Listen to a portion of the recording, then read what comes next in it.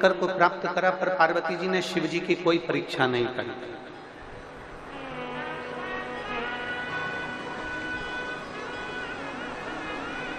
शंकर भगवान ने माता पार्वती जी की परीक्षा करी, पर शिव जी ने माता पार्वती की परीक्षा करी, पर पार्वती जी ने शिव जी की कोई परीक्षा नहीं।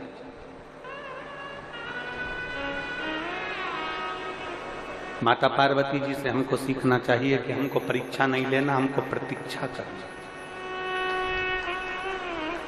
पार्वती जी ने परीक्षा नहीं ली, पार्वती जी ने प्रतीक्षा करी। और शिव महापुराण की कथा कहती है, मेरे भोलेनाथ जी की कभी परीक्षा मत लो, आप तो एक लोटा जल चढ़ाते जाओ, थोड़ी प्रतीक्षा करते जाओ, थोड़ा इंतजार करते जाओ, मेरा बाबा तुम्हारा दुख काटेगा जरूर, मेरा बाबा तुम्हारा दुख मिटाएगा जरूर। मेरी माता पार्वती कोई परीक्षा नहीं लेती, मेरी माता पार्वती हमेशा शंकर भगवान की प्रतीक्षा करती है। शिव जी को एक लोटा जल चढ़ाऊंगी, इंतजार करूंगी, मेरा बाबा मेरी सुनेगा।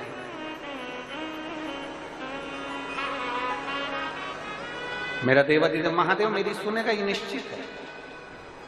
थोड़ा इंतजार करिए, थोड़ी प्रतीक्षा करिए। और जब हम प्रतीक्षा करते हैं तो उसका फल मिलता जरूर। थोड़ा इंतजार करिए, थोड़ा धैर्य रखिए। शिव महापुराण की कथा में, रामचरितमानस में तुलसी बाबा ने शंकर भगवान को विश्वास कहा है, शंकर विश्वास रूपी। शिव जी को विश्वास कहने का मतलब तुलसी बाबा का केवल इतना था कि हमारा विश्वास जब दृढ़ होता है, हमारा भरोसा जब पक्का होता है, और हमारा विश्वास और हमारा भरोसा, हमारी श्रद्धा जब प्रबल हो जाती है, तब तुलसी बाबा का चरित्र कहता है, हमारी उस समय पर परीक्षा की घड़ी होती है और हम प्रतीक्षा करते रहें, इंतजार करते रहें, तो मेरा देव अधिदेव महादेव आकर हमारे दुखड़े जरूर मिटाता है, हमारे दुखड़े काट देता है। तेरे मंदिर में आना मेरा काम है और मेरी बिगड़ी बनाना तेरा, ये उसकी मर्जी। हमने पहले कथा में कहा, आप इतनी मेहनत करिए, आप अच्छी पढ़ाई करिए, इतनी मेहनत करो, इतना पढ़ो, इतना मेहनत करो और इतनी प्रबल मेहनत करो कि परमात्मा भी सोचे कि अब मेरे को इसको कुछ ना कुछ प्रदान करना ही। इतनी प्रबल मेहनत।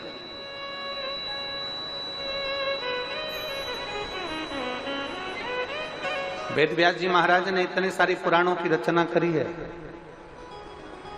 वेद व्यास जी महाराज ने इतनी पुराणों की रचना करी, पर केवल एक पुराण शिव महापुराण 24,000 श्लोक का ऐसा बनाया है वेद व्यास जी ने, जिस पुराण में लोगों के दुखड़े मिटाने का सारा उपाय इस शिव महापुराण में डाल दिया गया। अच्छी विद्या प्राप्त करना है, शिव महापुराण में उसका उपाय मिलेगा। रोग मुक्ति करना है, शिव महापुराण में उसका उपाय मिलेगा। अच्छा विवाह करना है, शिव महापुराण में उसका उपाय मिलेगा। वैभव प्राप्त करना है, शिव महापुराण में उसका उपाय मिलेगा। सत्ता प्राप्त करना है, शिव महापुराण में उसका उपाय मिलेगा। 18 पुराण की रचना वेद व्यास जी ने करी, परंतु केवल एक पुराण शिव महापुराण ऐसा वेद व्यास जी ने रचा। ये 24,000 श्लोक का ये शिव पुराण ऐसा रचा जिसमें वेद व्यास जी ने उसमें सब कुछ रख दिया, सब कुछ।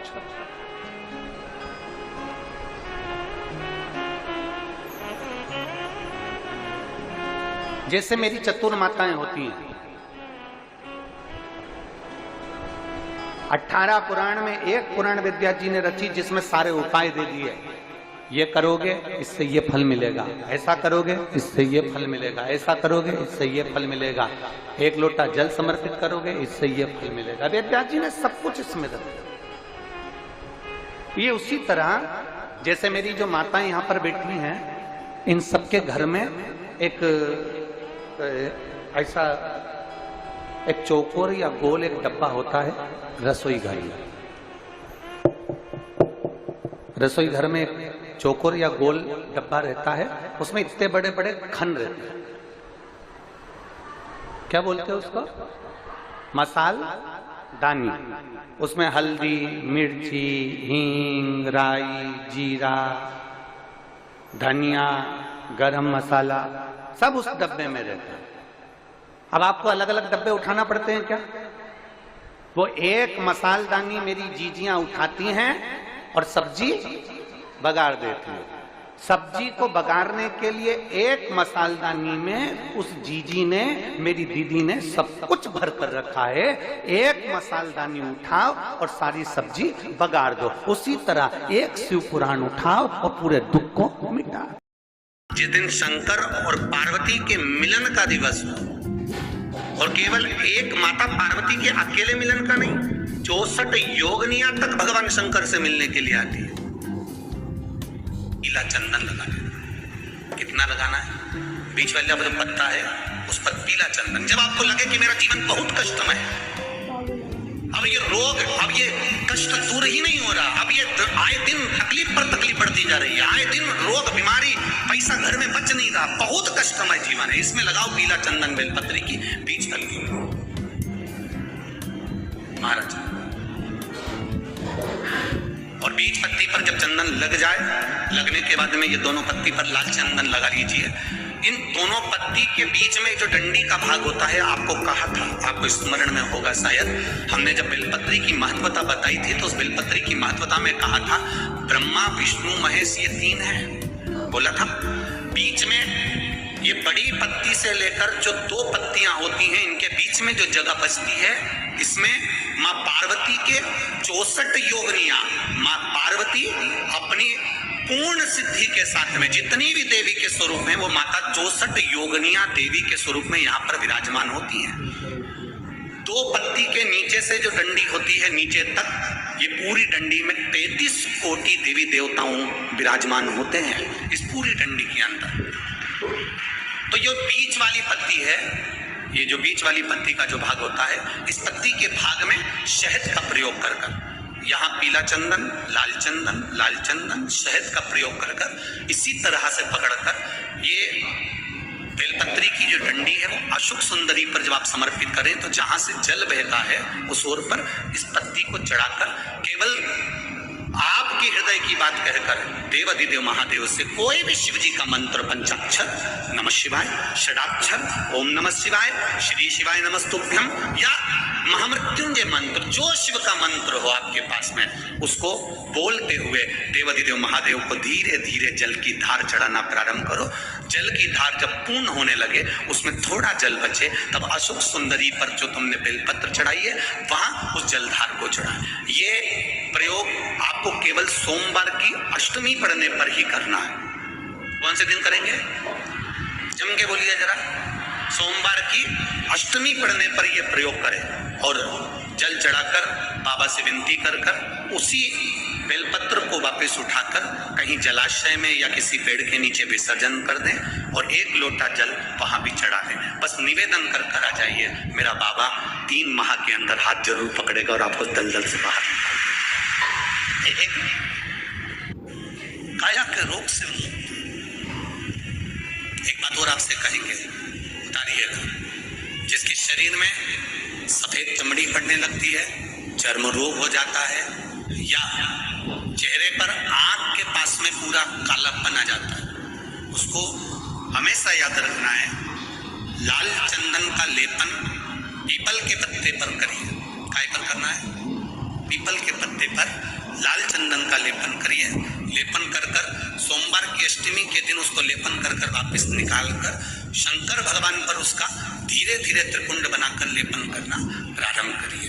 जब आप त्रिपुंड बनाकर लेपन करना प्रारंभ करें, उसके बाद उस चंदन को जो सोमवार की अष्टमी है तब निकाल कर लिया है और निकाल कर लाकर उसको डब्बी में रख लें। उस चंदन का प्रयोग चर्म रोग के स्थान पर थोड़ी थोड़ी मात्रा में करना प्रारंभ करें पानी के साथ मिलाकर। परंतु उस चंदन को केवल 6 से 7 दिन में प्रयोग करिएगा, ज्यादा नहीं। धीरे धीरे चमड़ी, परंतु उसको सोमवार की अष्टमी के दिन सिद्ध कर बनाना है। उसको सोमवार की अष्टमी के दिन चढ़ाना है श्री शिवाय नमस्तुभ्यम या ओम नमः शिवाय या पंचाक्षर मंत्र या महामृत्युंजय मंत्र, जो आपको आता हो शिव जी का जो नाम आपको याद हो उसको बोलकर चढ़ा दो, उसको लिया, फिर उसको अपने शरीर पे लगाना प्रारंभ करो। उसका फल आपको 15 दिन के अंदर धीरे धीरे धीरे धीरे प्राप्त होना प्रारंभ करो। लाल चंदन का प्रयोग शिव जी के लिए अवश्य। सोमवार के अष्टमी के दिन अशोक सुंदरी वाली जगह, सबको मालूम है ना अशोक सुंदरी की जगह, अशोक सुंदरी वाली जगह पर 7 हल्दी की बिंदी रख दी जाए।